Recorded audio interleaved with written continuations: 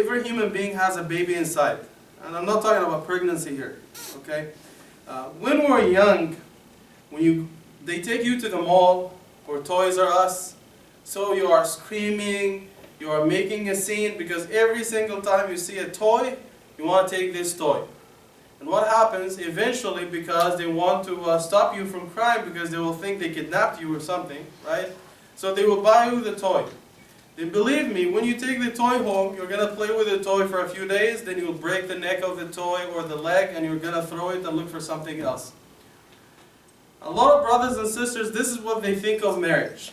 You know, I'm desperate, I want to get married. Then after you get married for a few weeks or a few months, you will lose interest. So you're not spending any time at home. And this is one of the big complaints of the sisters and also the brothers. That the person lost interest. Why? Because they are marrying for the wrong reasons. Yeah, you're getting married to protect yourself, but there is more marriage.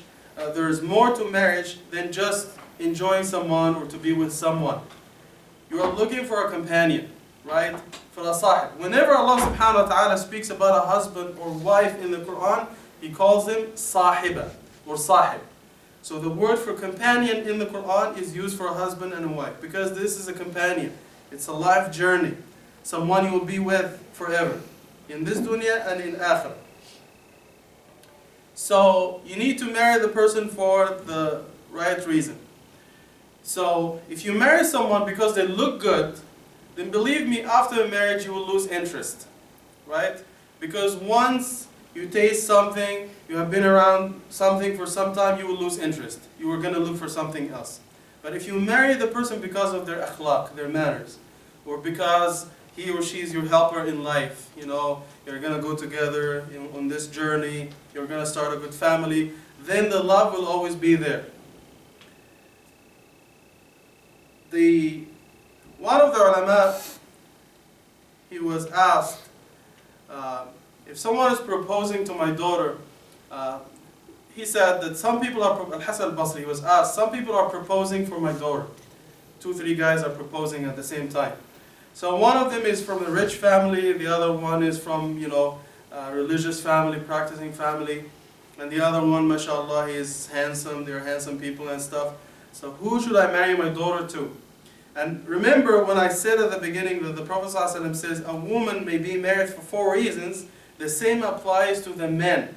Because when the Prophet ﷺ speaks in the masculine form, he also refers to the feminine form as well. So he's not only talking about the brothers marrying sisters, but he's also talking about the sisters marrying brothers.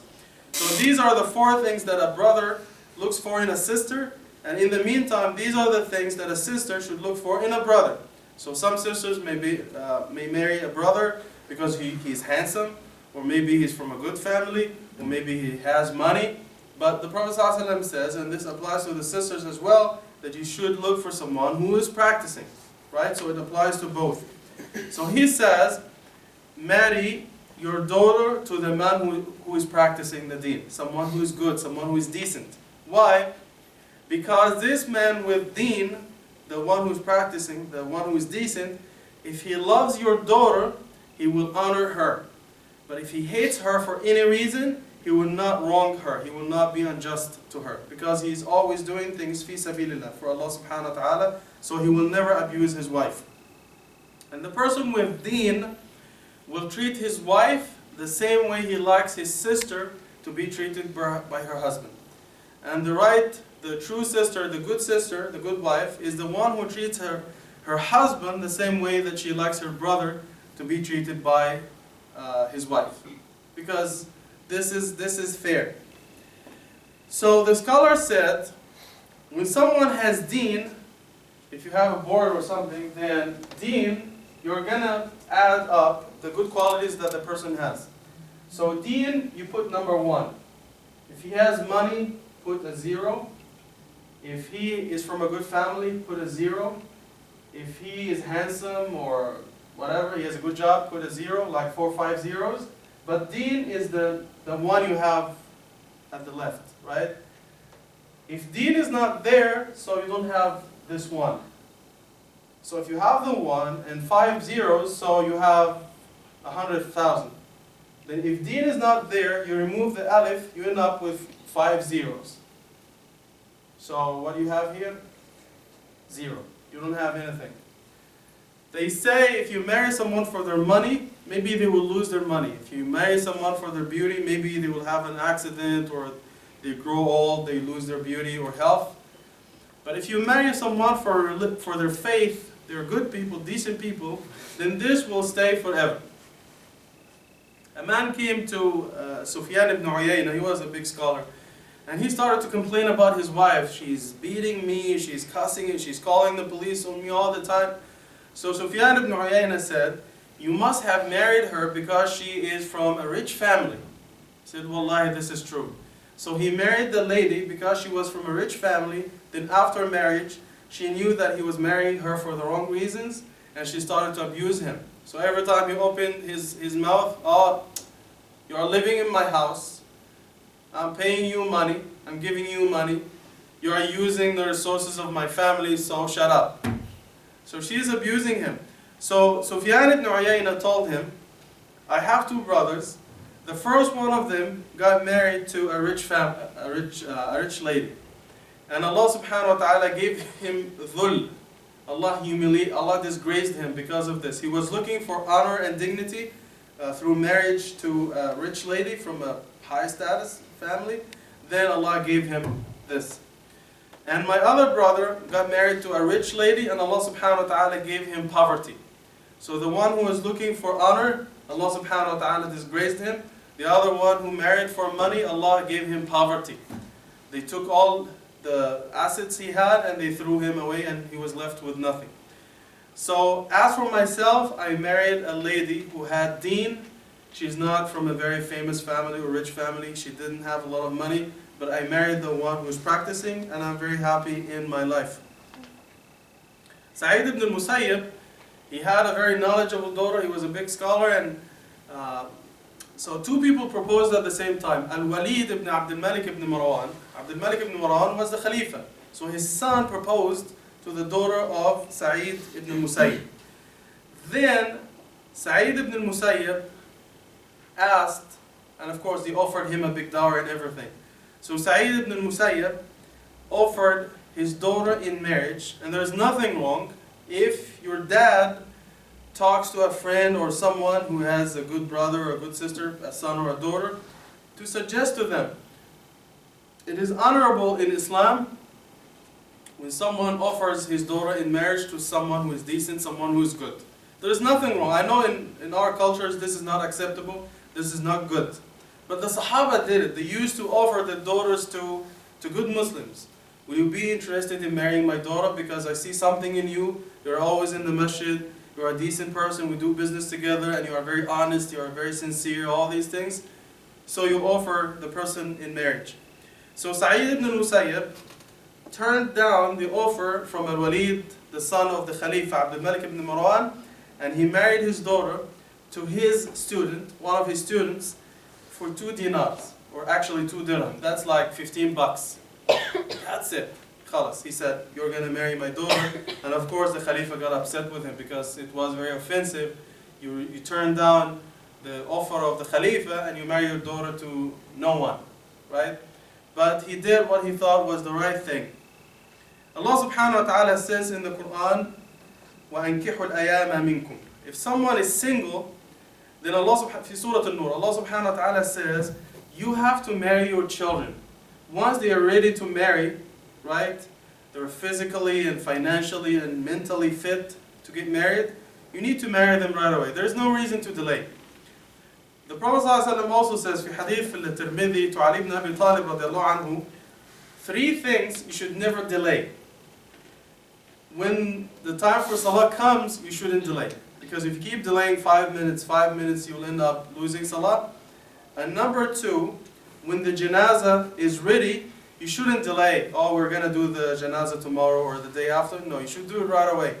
And number 3, if a single person is ready to get married, they shouldn't delay. They should marry right away, right? Because there's no reason to delay. Life is short anyway. Why would you delay? I like that because it rhymes. But life is short. Some of us here, whether you're 20 years old or 37 years old like myself, I don't expect to live for another 37.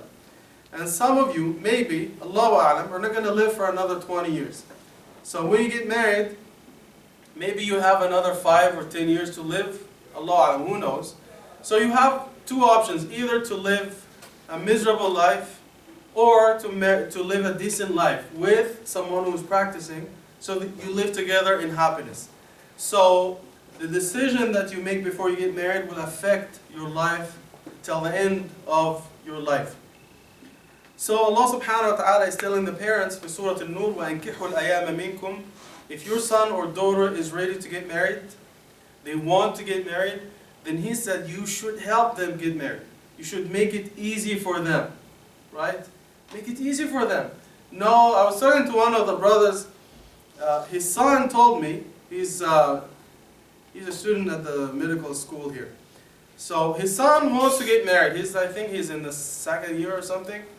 And I spoke with his dad. I was just laughing with him. I didn't tell him that your son told me. He said, but you know, we have some expectations. I want him to finish his degree first and maybe get a master's. I'm not very demanding. I'm not going to ask for a PhD, but at least a master's degree before he can get married. And I said, you know, he can get married without masters. You know, it's not a requirement. So why do you make it difficult for him? You know, and the family is rich, alhamdulillah, they have the money. But he thinks if my son gets married before he finishes his school, he's going to fail and he's all these things. Believe me, after I got married, I was very busy. I couldn't finish my master's. After I got married, I finished in a few months after the marriage. Because now, remember, I used to come from work miserable. I was living by myself. I had to do the cooking, the cleaning, and I was miserable. Then after I got married, there was someone to care for me, right? In many different ways. So all my time was focused on finishing my degree. So don't think if you get married, then you will be, you know, lagging behind and you're going to be a failure and all these things. This is not true. A lot of successful people, they get married even when they are students. If they have the ability, then Allah subhanahu wa ta'ala will give them success. So Allah subhanahu wa ta'ala is asking the parents to make it easy for their children, but some of the parents, they make it difficult for their children. You know the story of Musa alayhi salam in Surah Al-Qasas when he left because after he killed a man by mistake. Can we talk for another 10 minutes or you want to leave? If you want, we can continue next time if you have to leave right away. No? 10 minutes is good? Yeah. Okay. 10 more minutes inshallah, then we'll continue next time. So Musa alayhi salam, he killed a man by mistake in Egypt and he had to run away and he went to a place called Midian.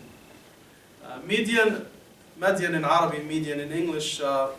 So it's located to the north of Saudi Arabia and southern Jordan, in that area. So what happened? Abdullah ibn Abbas radiallahu anhu, he said when Musa alayhi salam left Egypt, he was in a very bad shape. He didn't have food with him, and he didn't even have a pair of shoes. He didn't have enough clothes on his body. So he said, by the time he arrived in Midian, you can see the inside of his belly because he was so hungry. And he lost the nails of his feet because he didn't have shoes. And he started to lose the skin of his feet. He was in a very bad shape. No job, no hope in life, everything was lost. He left everything in Egypt. Then he went to Midian. And you know he was nice to the two ladies because they were in the back. They could not offer water to their animals. So he helped them. He lifted the thing and he offered water.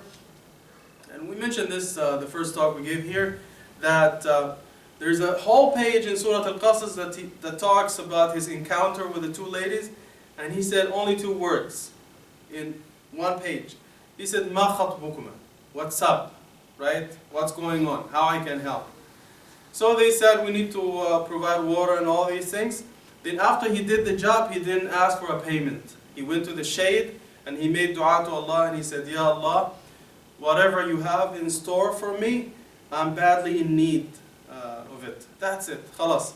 Then the lady came and they invited him to the house to meet the father, Shu'aib.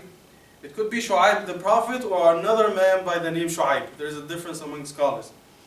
So when he went there, as I told you, he was starving, right? Because he was fasting for days. No food. You can see inside his belly. So Shu'aib offered him food. And Musa a.s. refused. He said, because I can't accept a payment for my help to your daughter or daughters. So Shu'aib said, Subhanallah, this is not a payment. This is just generosity, hospitality that we offer to any guest. So he started to eat.